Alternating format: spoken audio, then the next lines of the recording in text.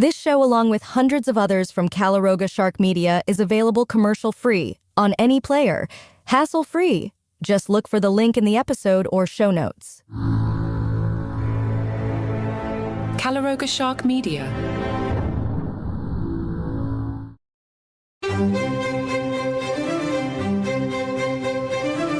Hello and welcome to Palace Intrigue. I am your host, Mark Francis.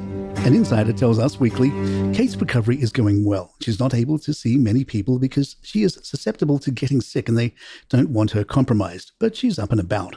However, another source raised questions about Kate's future royal duties, stating she may never come back in the role that people saw her in before. This source explained that Kate's team is re-evaluating what she's going to be able to take on when she comes back after her cancer treatments. While a Kensington Palace spokesman clarified Kate will return to work when she has had the green light from doctors, the article notes that she won't resume work until the fall or even next year. Royal historian Dr. Tessa Dunlop believes Kate will give us a wave at Trooping the Colour. Tessa tells the Mirror whether Kate will make a balcony appearance on the big day on June 15th remains the great unknown. My hunch is she will give us a wave. Royal commentator Lee Cohen slammed Prince Harry and Meghan Markle, accusing them of being frauds and exhibiting elitism over reports they are considering elite private schools costing up to £40,000 a year for their children Archie and Lilibet in Montecito. Cohen told GB News, their supposed commitment to progressive causes is nothing but a facade. If they're willing to indulge in this epitome of elitism, there is no advocating for equality. He questioned how the couple, the self-proclaimed champions of equality and social justice, could justify sending their kids to such an exclusive, outrageously expensive school when so many families struggle to afford even the basic necessities.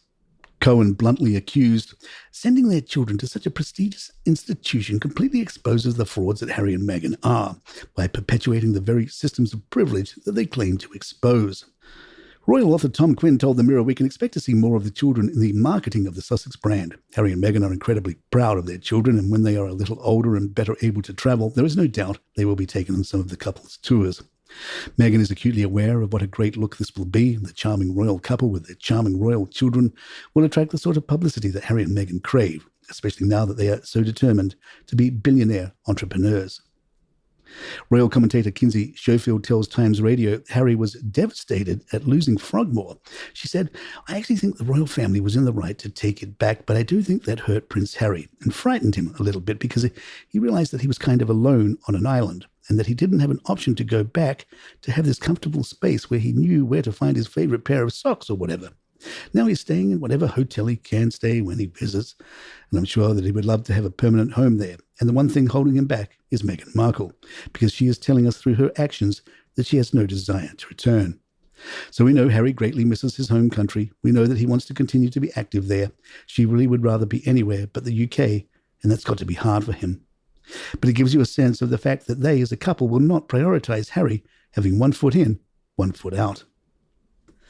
Former BBC royal correspondent Jenny Bond speculated on Donald Trump becoming president again and kicking Harry out of the country. Where would a homeless Prince Harry go next? Jenny told OK, he must regret having been so frank about drugs in his book. It really wasn't a necessary part of the narrative, although I understand that he was trying to explain his mental health issues. But admissions like that can have consequences, and right now he must be feeling the heat. I think he's fine as long as the Biden administration continues to back him, but things could be very different if Donald Trump becomes president again. I suppose if the worst came to the worst, they would have to find somewhere else to live, but I doubt that it would be the UK. Perhaps Canada would look kindly on them, but I don't think it will come to that. Royal insider Deep Crown adds, if such an event were to transpire, it would represent a seismic disruption for the runaway royals. The Duchess, already somewhat alienated from her previous life in Hollywood, would find herself quite displaced in Vancouver or wherever they resettle beyond America's borders. Make no mistake, the deprivation of their prized, secluded Montecito estate would prove deeply unsettling for the both of them. Their charitable endeavors aside, this turn of events could plunge them into an emotionally and financially fraught exile, an alarming plummet from their current palatial comforts. And remember, you can get more of Deep Crown every Sunday as a subscriber. Palace Intrigue will be right back. Royal relationship expert Luella Alderson tells the Mirror, Prince Harry and Meghan Markle may be focused on different priorities and may not be aligned in their goals and aspirations at the moment. It is possible that these differences could create tension or challenges in their marriage, especially if they continue to spend significant amounts of time apart due to their individual commitments. Given Harry was born into the royal family in Britain, it's understandable that he would have had a strong emotional attachment to his past as part of the royal family. On the other hand, Meghan was born and raised in America, and it would feel more like home to her, so it makes sense that she has an easier time moving on from their time as working members of the royal family and is focused on her opportunities in the US. This doesn't necessarily mean they aren't supportive or understanding of each other's experiences and feelings. As a couple, they may be able to navigate these differences and find ways to support each other in their respective pursuits. It could simply be a matter of balancing individual ambitions with their shared commitment as a married couple. Communication and understanding between Harry and Meghan will ultimately determine how they navigate these differences. A source tells the Mirror Meghan doesn't like being away from her children as she doesn't want to miss a thing with them growing up so fast. With Lily turning 3, it's really got Meghan and Harry thinking about their future and how quickly the children are growing up. Meghan especially feels that her babies are no longer babies, and like most mums, it makes her slightly sad and wishful that the baby years have come to an end. And there you have it. Please follow us on Spotify, Apple, or your app of choice. Hit those 5 stars if you like the show. Write us a review. We'll read them all.